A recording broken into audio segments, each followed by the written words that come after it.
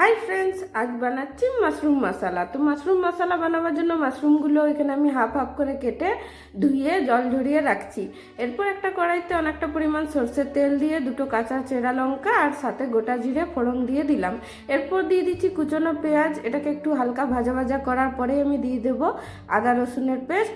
আদা রসুনের পেস্টটা দিয়েও একটু ভালো করে ভেজে নেবো যাতে কাঁচা গন্ধটা চলে যায়। এরপর দিয়ে দিচ্ছি কুচনো টমেটো কুচি।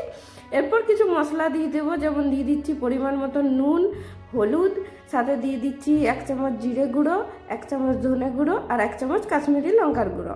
এবারে মশলাটা ভালো করে কষে এলেই আমি ধুয়ে রাখা মাশরুমগুলো এখানে দিয়ে দিচ্ছি। কোনো জল আমি ব্যবহার করব না, বিনা জল দিয়ে 15 মিনিট ঢাকা দিয়ে রাখলেই আমাদের মাশরুম 90% হয়ে গেল। এরপরে লাস্টে গরম মশলা গুঁড়ো দিয়ে আমার মাশরুম মশলা পরিবেশনের জন্য একদম রেডি। ভালো লাগলে লাইক, কমেন্ট, শেয়ার, সাবস্ক্রাইব করে দিও। বাই।